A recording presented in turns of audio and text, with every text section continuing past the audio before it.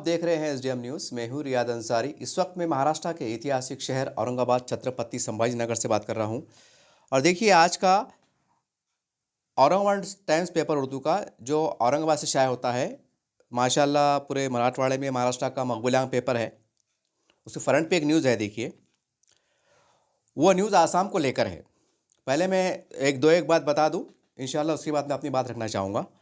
देखिए उसकी हीडिंग है, अवीसी का आसाम के वज़ीर आला पर जवाबी वार, तुम 2 रुपये की भीख मांग रहे हो। मज़हब की बुनियाद पर कोई हुकूमत चल नहीं सकती, यानी तासुब परस्ती की बुनियाद पर कोई हुकूमत चल नहीं सकती। नफ़रती रवैया आइन के ख़िलाफ़ है। और हैदराबाद में एक प्रोग्राम से ख़िताब करते हुए, अवामी जलसे से ख़िताब करते हुए उन्होंने जो है तो आसाम के वज़ीर आला पे निशाना साधा और बहुत सी बातें की और कहा कि भाई उन्होंने तंज़ कसा है कि भाई मैं आपको 2 रुपये की खैरात की पेशकश करता हूँ, क्या आप नहीं लेंगे? ऐसी बहुत सी बातें, और ये रकम मैं आपके अकाउंट में मुंतकिल कर दूँगा। ऐसा उन्होंने एक अच्छे अंदाज़ से, मैं समझता हूँ कि मियारी अंदाज़ से एक तंज़ कसा है। अब खैर ये एक जो है तो कि ये मैं समझता हूँ कि ये एक सियासी बयान हो सकता है। तो जब मैं अखबार पढ़ा तो मुझे वहाँ की, क्योंकि मैंने इससे पहले इसके ऊपर 1-2 वीडियो बना चुका हूँ, तो सोचा कि जनाब मोहतरम असद नवीद साहब के पेश गुज़ार चंद गुजारिशात कर दूँ। जब आपका बयान मैंने टीवी पे देखा, अखबार में देखा कि आप 2 रुपये की खैरात जो है तो वहाँ के वज़ीर आला को जो है तो आप पेशकश कर रहे हैं एक अवामी जलसे के अंदर, तो मैं असद साहब को बता दूं कि असद साहब 2-1 महीने पहले आसाम के अंदर जो है तो एक बड़ी बुलडोज़र कार्रवाई हुई थी और उसमें ये कहा गया था कि सरकारी ज़मीन है, जबकि पेपरों में ये भी दर्ज हुआ है, बाज़ाब्ता है, आप चेक कर सकते हैं रिकॉर्ड के ऊपर, कि वहाँ के जो मुसलमानों का कहना है कि हम 40-50 साल से यहाँ रह रहे थे। शायद वहाँ कोई नदी थी, पता नहीं कोई बाढ़ आई थी, तो उसके बाद वो बेचारे को सरकारी ज़मीन पर मुंतकिल हुए थे। वो गन मैं समझता हूँ कि 35-40 साल पुरानी बात है। ये तमाम बातें अखबारात के अंदर मौजूद है और नेशनल मीडिया पे भी मौजूद है। और वहाँ से मैं समझता हूँ कि 1500-1600 घरों को तोड़ दिया गया। वो कुल आबादी होती हैं 2,500 से 3,000 के आसपास, मतलब घरों की आबादी। और वैसा आबादी के हिसाब से देखा जाए तो आबादी हो जाती है, यानी कम बेश समझते हैं उसके में 10-15 हज़ार की आबादी। वैसा तो बहुत मकान टूटे, लेकिन जो बड़ा आंकड़ा आया था अखबार के अंदर कि सरकारी ज़मीन के ऊपर बुलडोज़र चला दिया गया। बाद में जमीयत उलमा हिंद ने माशाल्लाह वहाँ कुछ रिलीफ़ का काम करी, वहाँ लोगों को कुछ वक्ती तौर से कुछ उन्होंने राहत पहुँचाई, इसमें कोई शक नहीं, वो भी अखबारात में अंदर दर्ज है। तो बहरहाल मैं कहना ये चाहता हूँ कि 30-35 साल 40 साल पुरानी बस्तियों को, एक मुसलमान की बस्ती को जहाँ पर मुसलमान रहते थे और बेचारे बड़ी तंगदस्ती में मजदूराना ज़िंदगी गुजारते थे, अगर आप टीवी पे वो न्यूज़ अगर उठा के देखेंगे, अखबारात में अगर तस्वीर देखेंगे तो समझ में आएगा कि झोपड़े के घर है, घास फूस के मकान है और तंग गलियाँ है, गंदे रास्ते हैं, कच्चे रास्ते हैं। ये आपको खुले तौर से, नुमाया तौर से आपको दिखाई देगा। यानी कि बेचारे एकदम पसमानदगा, यानी कि सत्य गुर्बत से नीचे ज़िंदगी उससे ज़्यादा गुजारने वाले वहाँ के मुसलमान हैं। आज वो बेघर है। अब पता नहीं वल्लाह आलम वो कहाँ रह रहे होंगे, किधर रह रहे होंगे, उसका तो इल्म हमें नहीं है, क्योंकि वो बहुत दूर की रियासत है। जो अखबारात के ज़रिए हमें इत्तलात मिली, जो चैनल के ज़रिए हमें इत्तलात देखने को मिली, मैं उसकी बुनियाद पर कह रहा हूँ। तो मेरे जहन में ये आया कि भाई एक वज़ीर आला को आप 2 रुपये की खैरात दे रहे, हज़ारों लाखों का मजमा है, आप कह रहे कि मैं 2 रुपये की आपको ज़कात मतलब खैरात देता हूँ। तो मैं जनाब असद साहब से बड़ा अदब एहतराम से गुजारिश करूँगा, साहब वो वज़ीर आला है, उनको 2 रुपये देना भी बोले तो अपनी तौहीन करने के बराबर है। हाँ, ये हो सकता है कि ये 2 रुपये की मदद है ना, वहाँ के गरीब मुसलमानों काम आ जाएंगी। मैं आपको इस तरफ तवज्जो दिलाना चाहता हूँ, शायद आने वाले वक्तों में आसाम के अंदर चुनाव भी होने वाले हैं। जाहिर सी बात है आपकी पार्टी की एंट्री वहाँ भी होंगी, हो सकता होंगी, इम्कानात दिखाई दे रहे हैं। तो मेरा आपसे गुजारिश है कि आपके 7 आमदार हैं हैदराबाद में, आप खुद खासदार भी हैं। बिहार में आपके 4-5 आमदार हैं, 12-13 आमदार हो जाते। और माशाल्लाह आप मुस्लिम पर्सनल लॉ बोर्ड के अंदर आपकी बड़ी पकड़ है, आपके बड़े गहरे मरासी में ताल्लुकात हैं और बड़े बड़े सियासी लीडरान जो मिलकर सतह पे, उनसे भी बड़े अच्छे आपके मरासिम हैं। तो मेरी आपसे इल्तिजा है, दरख्वास्त है कि देखिए आपके 10-12 आमदार, आप खुद एक अपने आप में खासदार, मुस्लिम पर्सनल लॉ बोर्ड में आपकी अच्छी पकड़, तो 2 काम कर सकते हम। अगर आपके 10-11 आमदार मिलकर 10-10 लाख रुपए का रिलीफ फंड है, चंदा। और रनिंग आमदार के लिए 10 लाख देना बड़ी बात नहीं है। अब मैं ज़्यादा बात खुल के नहीं कहूँगा, आप जो देखने वाले हजरात समझ रहे होंगे। 10 लाख रुपए, फिर दोहरा रहा हूँ कि रनिंग आमदार के लिए सेटिंग करना, एडजस्ट करना बड़ी बात नहीं है। आमदार है साहब, नगर सेवक नहीं है, कोई बड़ी बात नहीं, बस चिल्लर बात है। अगर मैं आमदार रहता था आपकी पार्टी का, बगैर बोले 50 लाख की सेटिंग कर देता था। वो कैसा करता था, क्या करता था, मैं मेरा रब जानता, मेरा अल्लाह जानता था। बगैर बोले 50 लाख की सेटिंग कैसे करता था। लोग बोलते थे क्या बात है यार, रनिंग आमदार 50 लाख की सेटिंग कर रहा, और डंकी की चोट पे और कानून की चौकट में रह के 50 लाख की सेटिंग करता था। मैं कुछ भी नहीं है, मैं चिल्लर आदमी हूँ। तो मेरा ये जुनून है, मेरा जज्बा है, ये मुझे भी साफ जानकारी है। ज़रूर नहीं है कि मैं सियासत में रहना तो सियासत के हथकंडे समझ में आते। सियासत से दूर रह के भी जो है तो बहुत कुछ सीखा जा सकता है, समझा जा सकता है। बहरहाल मैं कहना ये चाहता हूँ कि अगर आप 10-12 अगर आपके आमदार 10 लाख की अगर सेटिंग कर दे, 1 करोड़ 20 लाख होते हैं। आपको अल्लाह ने बहुत नवाजा है, आप 25-30 साल से खासदार बने हुए हैं अल्हम्दुलिल्लाह। अकबर साहब भी जो है तो आमदार बने हुए हैं। आपके मैं समझता हूँ, जहाँ तक मैंने अखबार में पढ़ा, आपकी लाखों रुपए की ज़कात निकलती है। अगर आप दोनों भाई ने अगर मिलकर 25-25 लाख की ज़कात समझ कर दे दिए तो 50 लाख जमा हो जाते हैं। यानी मतलब आपके जो आमदार है और आपके ज़कात के निज़ाम के तहत जो तो 1.5 लाख रुपये जमा होते हैं, सॉरी 1.5 करोड़ रुपये जमा होते हैं। और मुस्लिम पर्सनल लॉ बोर्ड और इंडिया लेवल पर जितने बदरुद्दीन अजमल साहब हैं, बड़े बड़े दिग्गज नेता मुसलमानों के, उनसे आपके माशाल्लाह मरासीम अच्छे। अगर आपने कौम में मिल्लत के नाम पे, मिल्लत इस्लाम के नाम से अगर आपने उनसे मदद मांगे कि साहब हम आसाम में करते हैं, ये राजनीति बाजू छोड़ दीजिए, तो मैं समझता हूँ कि 2.5 से 3 करोड़ रुपये जमा हो सकते हैं। या अगर आपने खुद कुछ ऐसे रास्ते निकाले, अभी इशारों में बात है, कुछ ऐसे रास्ते आप भी निकाल सकते हैं कि आप 5 करोड़ रुपये जमा कर सकते हैं अपने बल के ऊपर, और कोई हैरत की बात नहीं है। कसम खुदा की, जिसके सदक़े में मेरी जान है, बड़ी जिम्मेदारी से कह रहा हूँ, कोई बड़ी बात नहीं आपके लिए, बहुत चिल्लर बात है। 5 करोड़ तो मैं समझता हूँ आपके लिए 5,000 के बराबर है। आपका जो रुतबा है, जो आपकी हैसियत है, जो हिंदुस्तान में आपकी तूती बोल रही है, उसके पस मंज़र में कह रहा हूँ। कहने का मतलब ये है कि अगर आपने 2 करोड़ भी जमा कर लिए तो 2 करोड़ में आसाम के अंदर जो 2,500 से 3,000 मुसलमान बेघर हुए, जिनके घरों पे बुलडोजर चला और ये बोल के चला कि सरकारी ज़मीन है, तो उनको हम 50-60 एकड़ 100 एकड़ ज़मीन खरीद सकते हैं। और हर मुसलमान जो बेघर हुआ है, उस परिवार को हम उसके परिवार के आबादी के हिसाब से, बहू बेटा किसमें 7 अफराद, इसमें 5 अफराद थे, एक 20-30 का प्लाट अगर हमें दे दिए, 600 स्क्वायर फीट अगर दे दिए, मदद बोल के दे दिए कि ले लो हमारे तरफ से, तो 2 करोड़ में इतनी ज़मीन आती।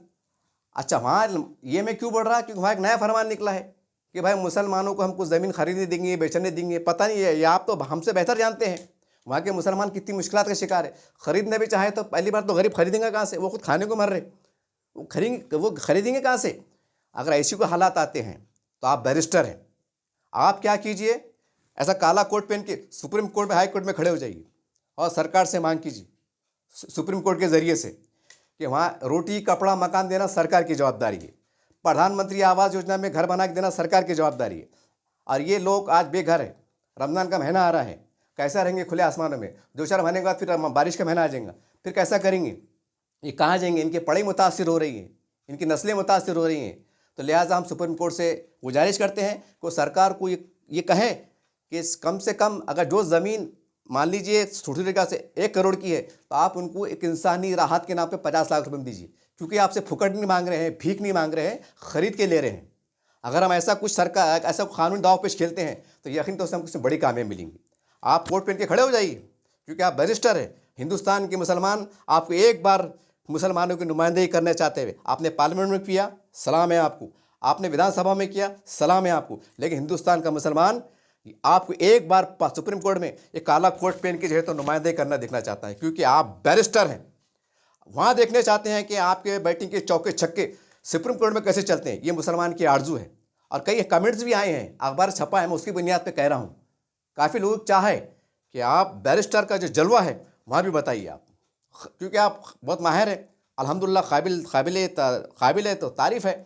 आपका मियार, आपका तजुर्बा, आपकी सलाहियत, आपकी दानिशमंदी, आपकी उर्दू ज़बान पे कमांड, आपकी इंग्लिश ज़बान पे कमांड, कानून दाए पेश, कानून की आर्टिकल दफ़ा क्या नीचे ऊपर बातें रहती, सबके माहिर है आप। खाली मौका देख के बोलने का है और कुछ भी नहीं करने का है।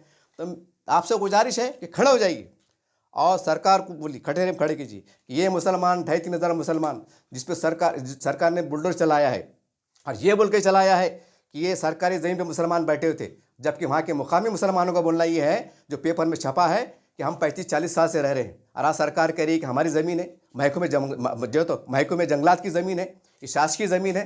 ठीक है, वो ज़मीन आपको मुबारक, आपने उजाड़ दी, कोई बात नहीं, कानून ने अपना काम किया है। लेकिन सवाल ये है कि कानून दूसरी तरफ ये भी कहता है, संविधान ये भी कहता है कि रोटी कपड़ा मकान देना सरकार की नैतिक जवाबदारी है। सवाल ये है कि ठीक है, आपके ख़जाने में पैसा नहीं है, क्योंकि आप खुद बोले कि मियाँ भाई चल जाओ यहाँ से, आप पता नहीं कैसी कैसी बातें कर रहे हैं, पता नहीं आपको क्या आंख में आ गया है, क्या आपको बिलक गया है, वो तो अल्लाह ही जाने। बहरहाल हम आपसे ज़मीन ख़रीदना चाहते हैं। अगर वहाँ सरकार ने अड़ंगा लगाई तो हम ज़मीन ख़रीदना चाहते हैं, तो हम वहाँ पर 2 करोड़ रुपए के अंदर, मैं समझता हूँ कि वहाँ का जो जंगलात की ज़मीन लिए सरकारी हिसाब से, और हम सरकार से कोई रियायत लेने में कानूनी तौर से अगर कामयाब हुए तो 200 करोड़ के अंदर कम से कम, जहाँ तक मैं समझता हूँ कि 100 से 150 एकड़ ज़मीन आ सकती है। और 100 से 150 एकड़ के अंदर ये जो तो 3000 घर बेघर हुए, ये आराम से बढ़ जाते।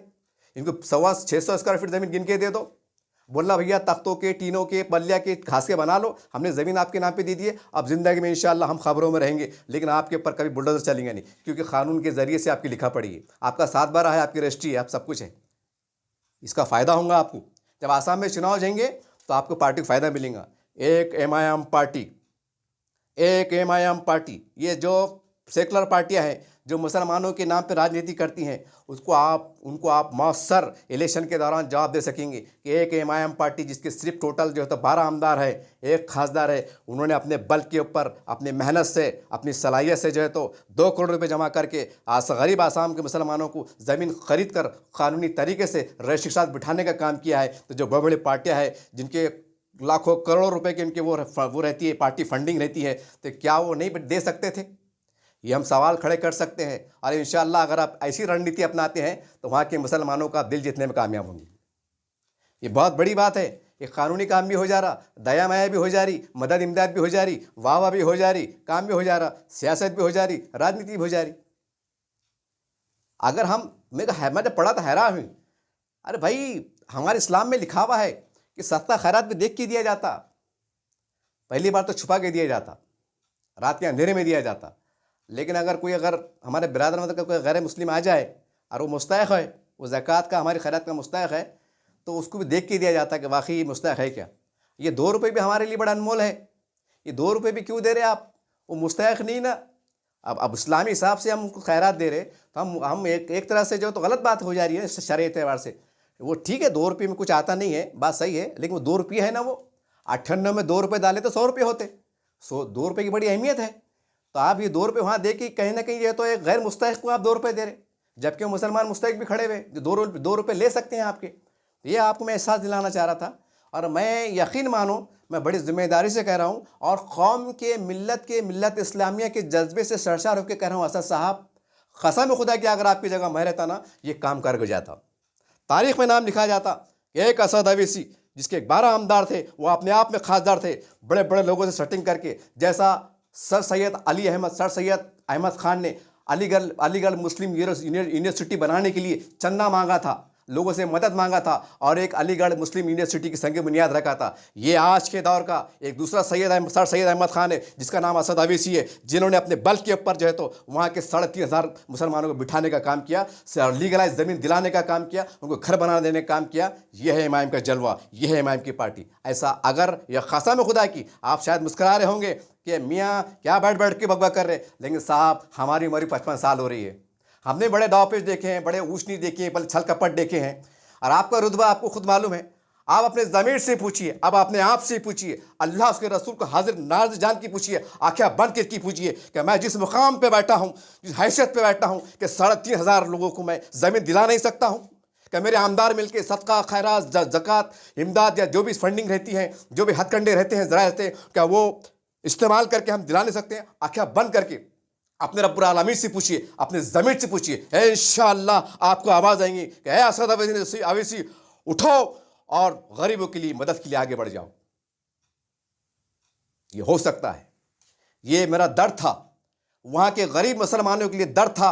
और आप एक साहिब हैसियत है, एक साहिब रुतबा है, आपकी ताकत है, सियासी ताकत है, और बहुत कुछ आप खुद अपने आप में बैरिस्टर हैं। आप वकालत जानते हैं, वहाँ अगर कोई कानूनी अड़चन आ सकती है तो आप सुप्रीम कोर्ट में खड़े रह सकते हैं, क्योंकि हिंदुस्तान के मुसलमानों की बड़ी देराना आरजू है कि असद साहब एक बार सुप्रीम कोर्ट में मुसलमानों के कोई भी मसाइल के ऊपर आप खड़े हो जाइए, नुमाइंदगी कीजिए, ताकि मुसलमानों का देराना आरजू, उनका ख्वाब भी पूरा हो जाए।